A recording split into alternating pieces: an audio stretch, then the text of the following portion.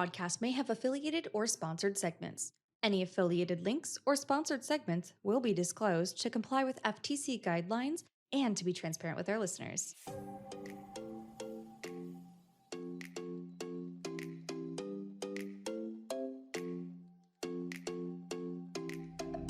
Welcome to the Craft Cove, a place where we discuss current crafts, future projects, and learn more about various crafting forms we enjoy the most. I'm your host, SleepingLunaDesigns, but you can call me Liz. It's great to have you here, friend. Let's catch up on some crafty goodness. So on today's podcast, let's talk a little bit about everything, okay? It's been a moment since I've gotten to reach out to all of you. How are you? How are things? Feel free to reach out to me. Instagram, Facebook, Twitch, email. Tell me how you're doing. Tell me how things are going. Because it's been a hell of a 2020. We all know 2020 has been a bit chaotic. So let me know how you're doing. You're important to me. So please let me know how you're doing. In the contents of the podcast for this particular episode, let's chat about a few different things. First of all, we have a couple of cross-stitch pieces in the naughty pile. We'll talk about those for sure. We have a few works in progress that we definitely need to chat about, and I can give you some updates on. There's both crochet and cross-stitching pieces on this one, so I'm really excited.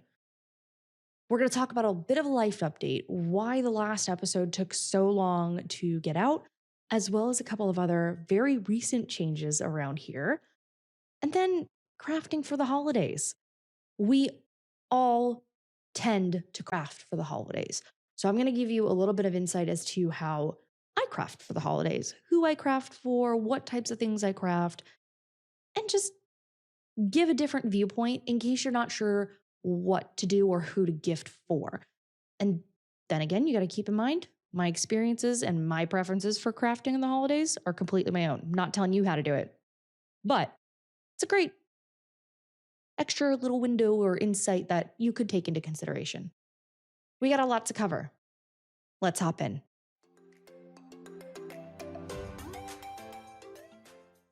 All right, first, the naughty pile.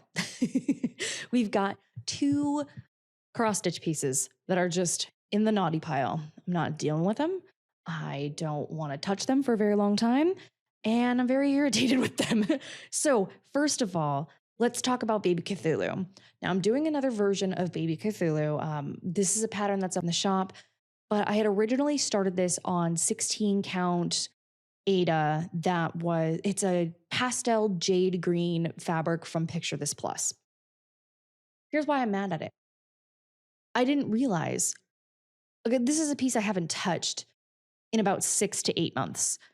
So when I picked it back up again to start working on it on stream, I didn't realize that I had stitched half the face, one stitch off. So half the face is one stitch off and nothing lines up. Of course, you can always try to finagle, make that work, add a stitch here or there to try to camouflage it. This is one of those mistakes where you just really can't. So I have to rip out about half of Baby Cthulhu's face, and I'm not in the mood. So Baby Cthulhu is on the naughty pile. He got thrown across the room, actually. He actually did get thrown across the room. I feel bad, but it was justified. The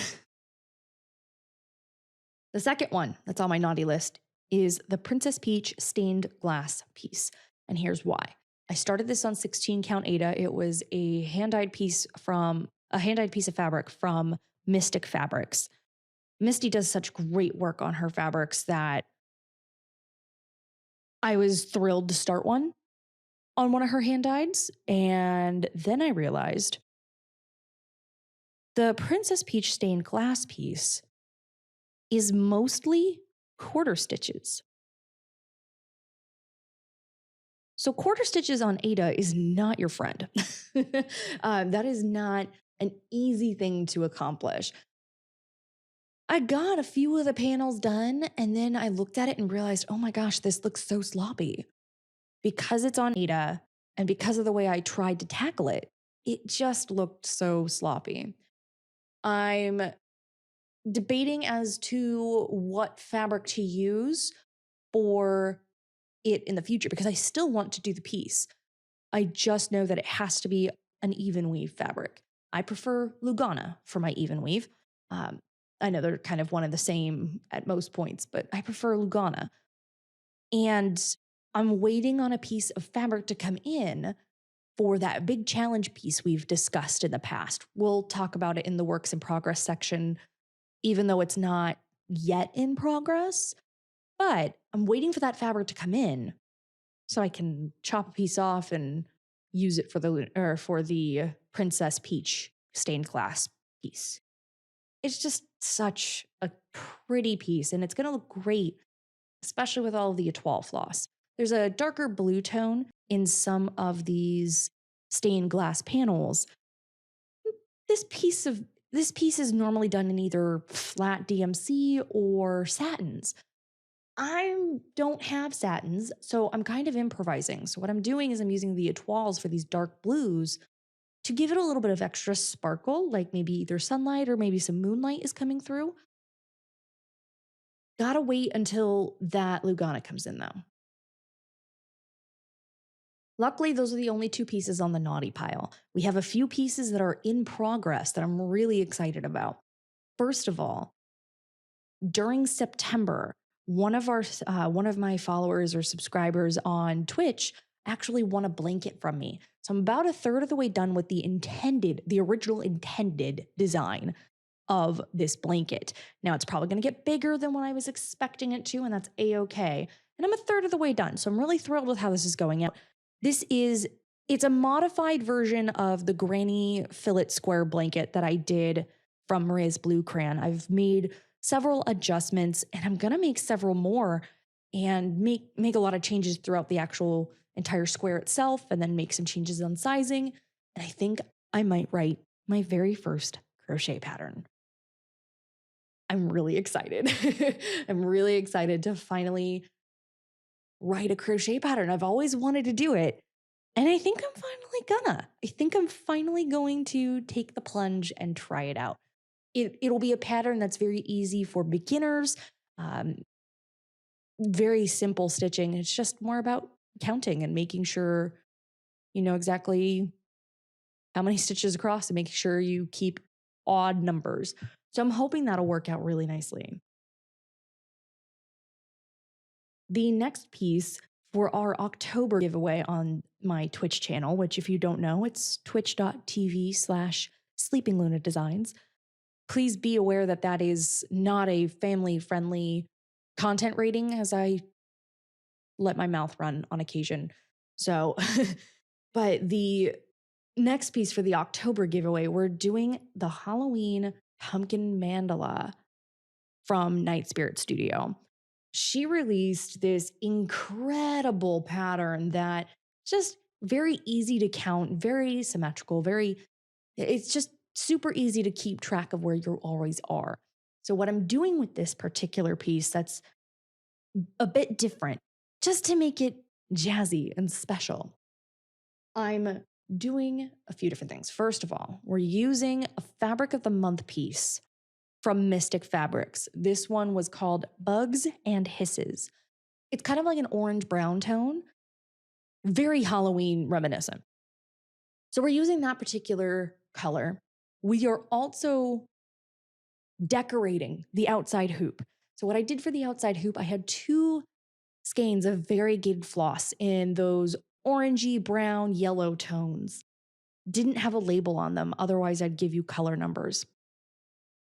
But I took those two skeins, I split them in half, so it was just 3 strands each, and I kind of mixed them together. And I wrapped the whole entire outside of the embroidery hoop in that floss. So there's this awesome variegated border holding in this really nice orangey brown toned fabric.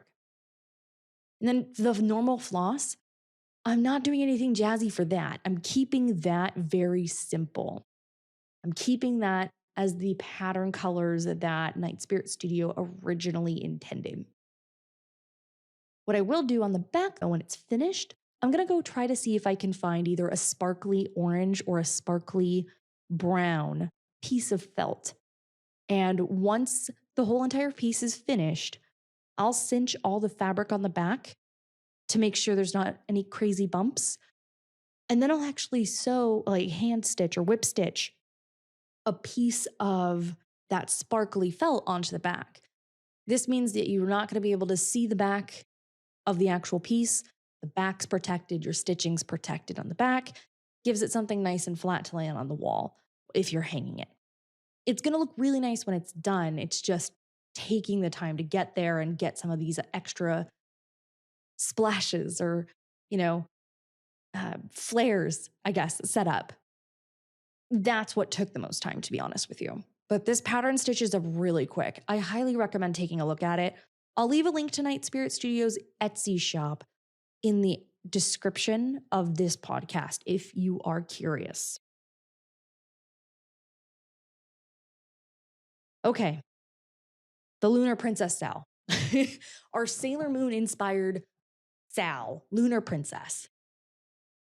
At the time of recording this, chapter 10 just released. And oh my God, I can't believe it's almost over.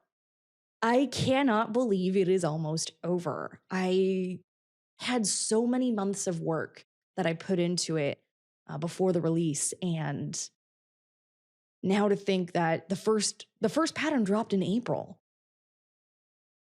like right after all of the chaos of 2020 started to happen. Where did the time go? It's almost over. That's just a mind-blowing thing to me, that it's just, we're almost done and we're almost just ready to go and see the fully finished piece.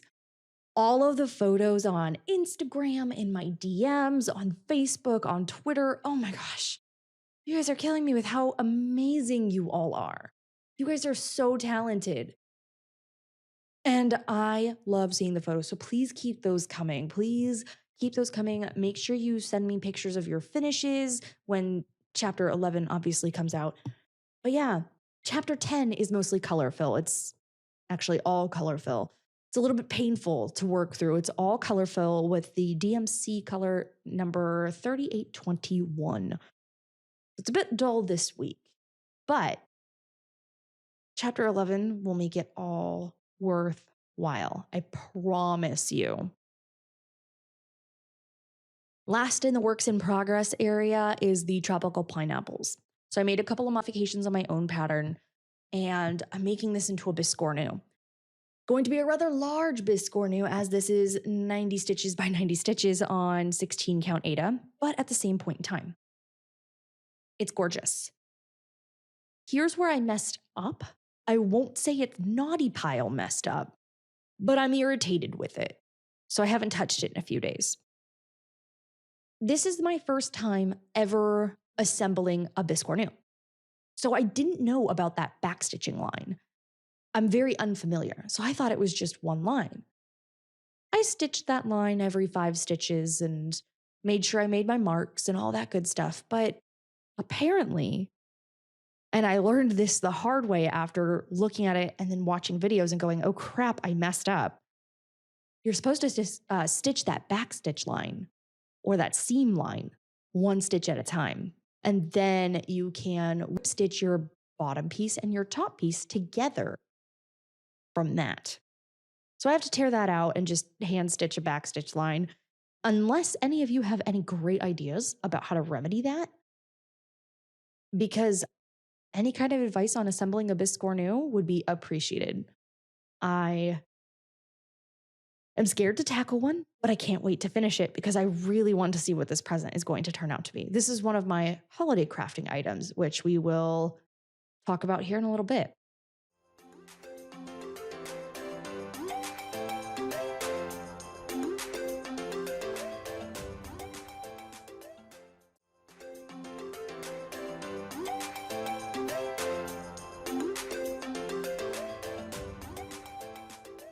Before we get into crafting for the holidays, which I know is honestly my favorite part about talking with this episode, let's do a quick life update.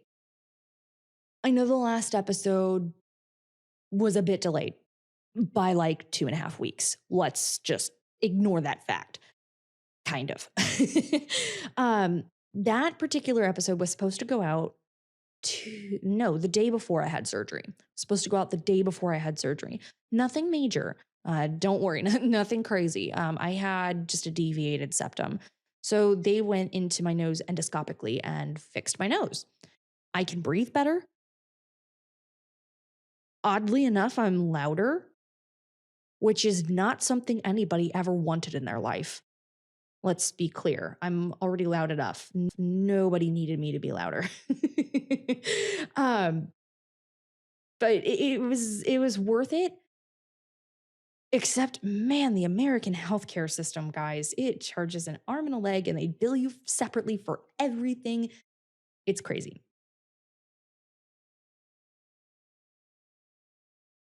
So, next on the life update list, our oldest cat, Jack, has actually passed away and has crossed the Rainbow Bridge. We love our boy very, very much. We miss him quite a lot. But at the same point in time, we kind of woke up one morning and looked at him and we knew. We knew it was time. He had stage 4 renal failure and he had been fighting tooth and nail through renal failure for about 2 years.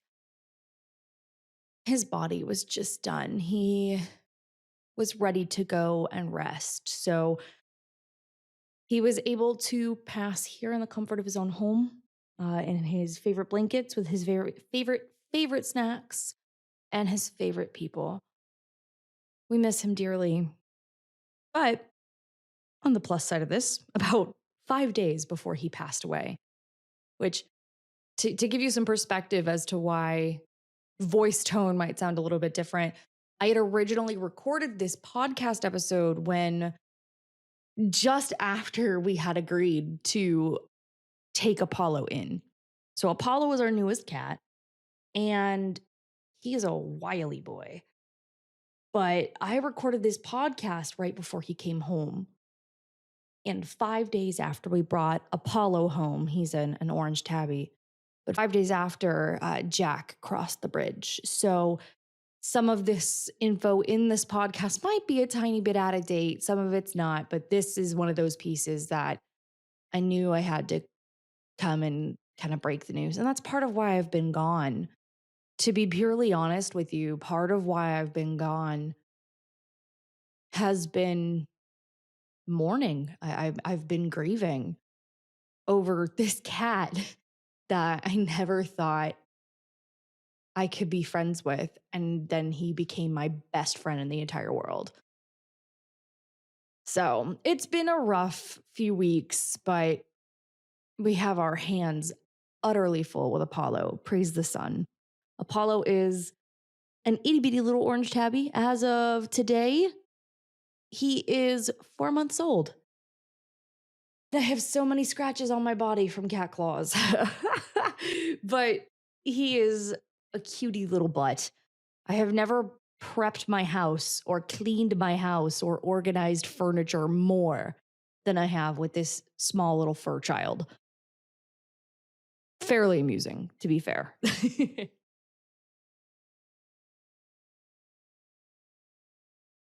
All right. I'll announce the last thing for the life update. Because I have a workaholic tendency in my life. All of my friends will agree I have a workaholic tendency in my life. I can't leave well enough alone. So there is a large Sal coming out in 2021. The idea has been locked down. The brainstorming has occurred. There is just a lot to do. A lot to do.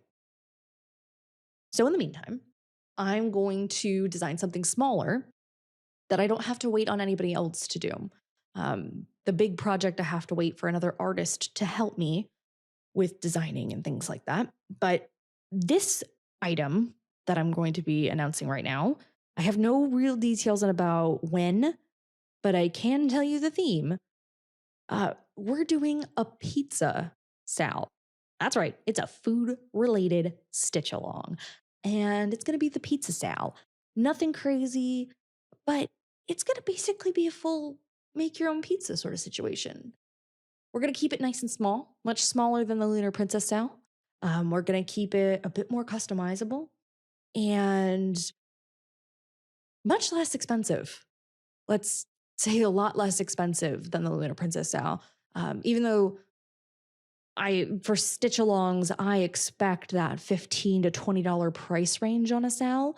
We're going to keep this one a lot less. So then that way, anyone who wants to hop in can hop in whenever the heck they want. I'm really excited to get working on it. I've gotten a few things done as of recording this video, and now it's just time to start picking out colors and starting the first round of things and making things very custom for all of you. So you get to pick and choose what you want.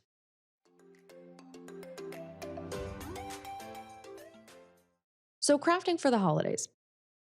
This is such a pain. Crafters know they have to set aside a ton of time to craft for the holidays the way that we really want to, right? That is why there's always that meme that goes around where it's like, I craft for the holidays because homemade means you love them. And at the end of the holidays, it's like, I have made 2 presents or I love 2 people. So here's a little bit about my crafting for the holidays in case this can help anyone else's perspective about crafting for the holidays this year. My holiday craft list kind of was a little long at the beginning. If you hear some pages turning, it's because I have my bullet journal here with my whole entire list. And actually, I have to check one off because I finished 2 pieces already for the holidays. I started my holiday crafting back in August, and that's because I knew it would take a little bit too long to get everybody I originally wanted to done. Now, my original Christmas list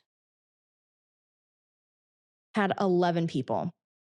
And to be honest with you, I have slashed off almost all of them. So I had my family, of course, my in-laws, some random items that I knew were going to be needed eventually, and I tried to just lump it in for Christmas and the holiday season. And then I looked over my list again and I went, are these people really going to appreciate the time and effort that it takes to craft for all of this? You have to take into consideration there's a full-time job. Most people would have that are affected by this would have like a 9 to 5. And of course, there's edge cases where there is no 9 to 5 and you have tons more time. And for those people, I almost sort of envy that amount of time. But with a 9 to 5, I'm also running the Etsy store and streaming on Twitch and planning a sal and running a sal. And I'm going to be managing a kitten here very soon.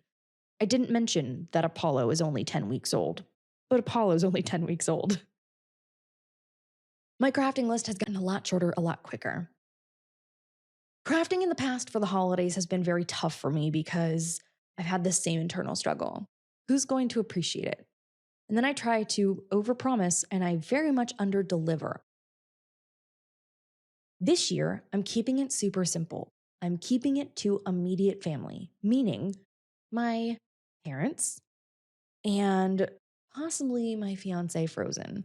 Don't know what I'm going to make him yet.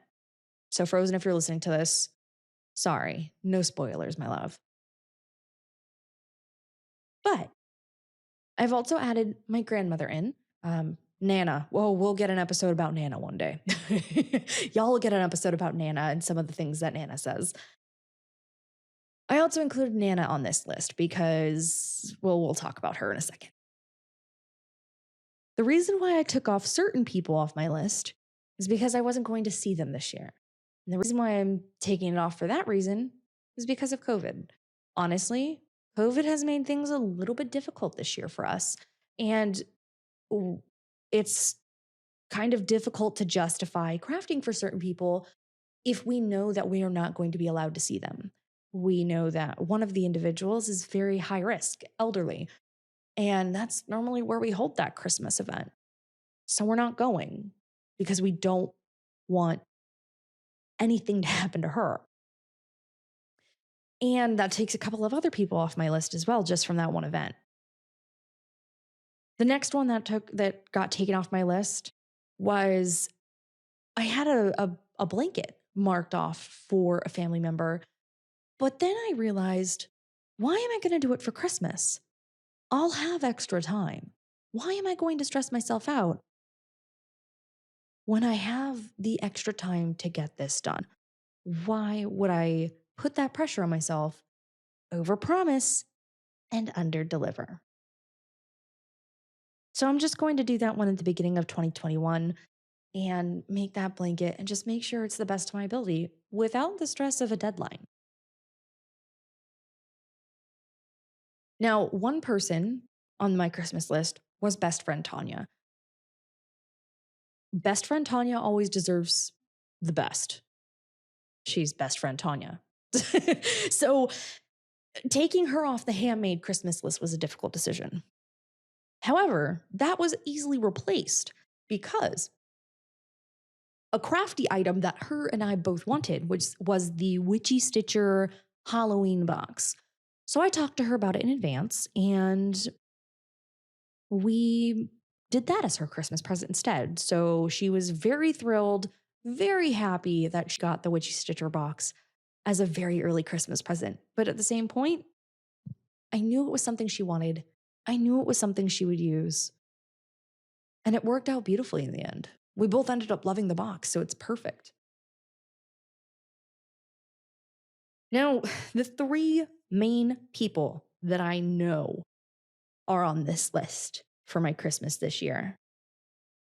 The fourth is Frozen, so again, no spoilers. I don't know what I'm making him yet.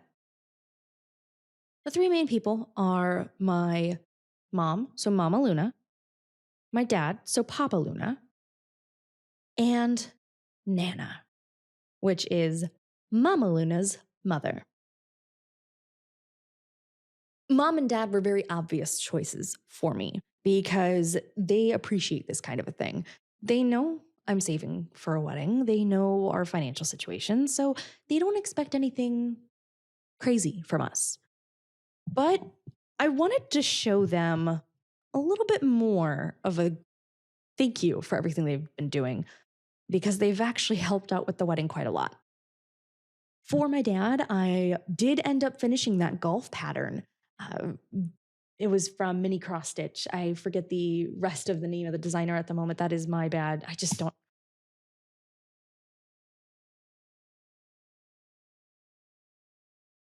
For my dad, I actually finished that golf stitch. I was so stoked to finally get that done. I forget the name of the designer. I believe it's Mini Cross Stitch. I could be wrong. I'll have to go back and check later. But I finally finished that. I finished that in a hoop that I regret using. It was one of those wood looking hoops. It looked like natural wood, but it's rubber on the outside. I hate them and I will never use them again. But it made that piece look fantastic, if I have to say so. It really brought together that whole entire theme very, very well. So, very stoked that that is finally done. And I really hope that he ends up loving it. For my mother, of course, we know the tropical pineapples is for her, so the Biscornu. I ended up changing it to a Biscornu because she has a couple of my cross stitch pieces already. She used to cross stitch when she was young, and I wanted to give her a more unique way to display an item. So she'll be able to display this in her library on one of her side tables. I'm very excited for her to see it once I fully get it done. I've got to pick out a button or a gem to go in the middle for cinching. And I think that'll work really nicely. Also for Mama Luna, and it can be used by Papa Luna as well. I'm going to be making a blanket. So that blanket, I think, is actually going to be my prototype for that that crochet pattern I want to create. That is going to be a very interesting way to test it. Now, the reason why I'm making it for them is because they live in a very warm state down in the Southwest. So it's a desert. And you don't really require a blanket too terribly often, but I know my mom gets cold. So having something very lightweight that she could use on the couch would be absolutely perfect. Then that way she could just throw it over her legs or throw it over her feet and call it a day. So I think this pattern that I'm going wow. So I think this pattern that I'm going to design will really complement that in a very big way. Can't wait to see how that comes out.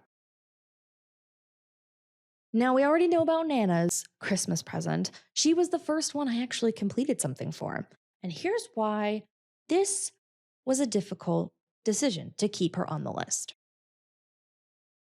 I love Nana, don't get me wrong, but she's not the type of person for handmade gifts.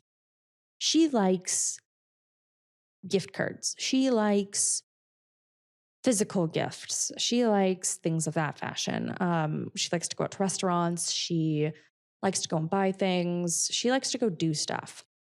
So handmade gifts really aren't her forte or her style.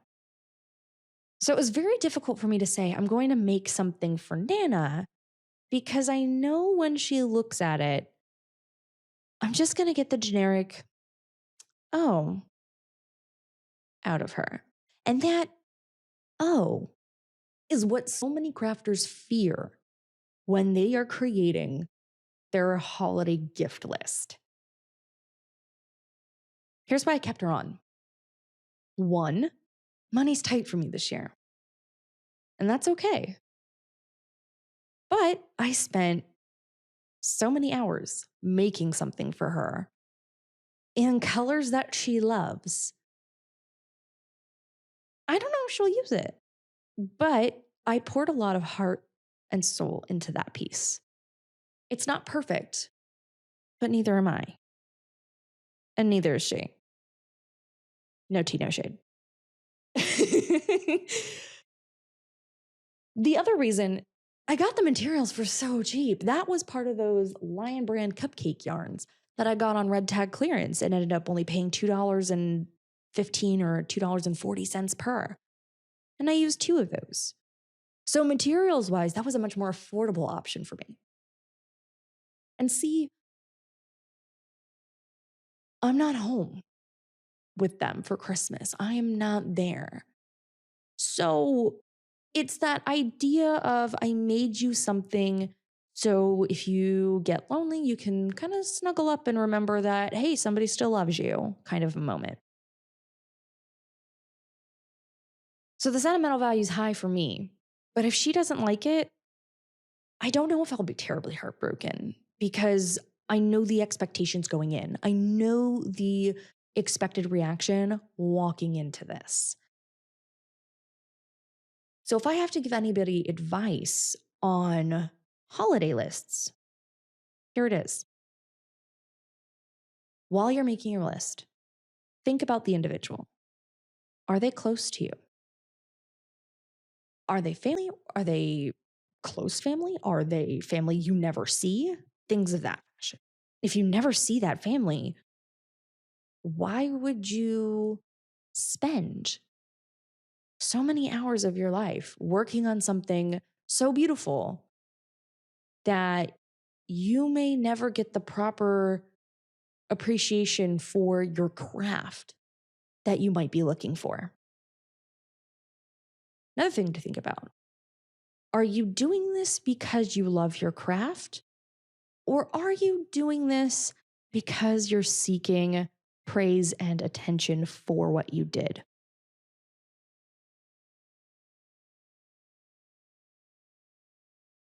And here's what I mean by that. We all want to have people love what we make. That's not a crime. What is a crime, in my opinion, not a real crime, just the social faux pas sort of thing.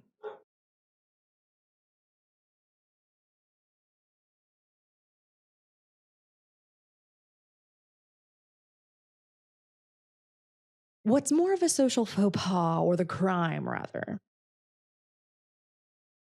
is when you expect them to nonstop say, thank you, thank you, thank you. Oh, you made this. How beautiful. And ask you 10 million questions about how you made it. Or expect people to come up and say, oh, do you take commissions? You can't go in expecting that. And the reason why is because you are just most likely not going to get that reaction that you want. It's better for your mental health to know who you're crafting for and what they tend to appreciate. Now, if they tend to appreciate homemade gifts and they love learning more about what you do, they're the perfect person to craft for. They're the perfect person to craft for. But if it's somebody you never see, if it's somebody that will look at it for 2 seconds and go, oh, okay, thanks. Or if it's somebody who's going to fake the praise and then later on go, ugh, just a handmade thing. Because that's happened to me before. That type of person is not worth crafting for. That type of person doesn't deserve to see the hours upon hours of labor that you've put in, the amount of blood, sweat, tears, emotions that it took you to select the piece, prep the piece, craft the piece, finish the piece, and make sure that no mistakes were made.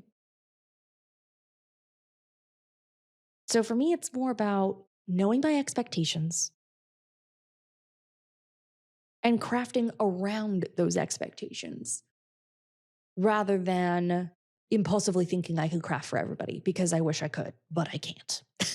There is not enough time in the universe for that to occur.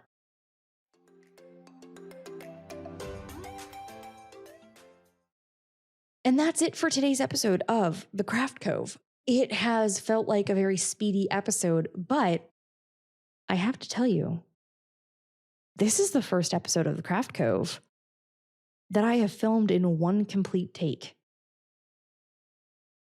I'm kind of excited right now, and I don't care how bubbly this or how ridiculous this outro sounds, but this was a one take wonder, and I'm going to keep it.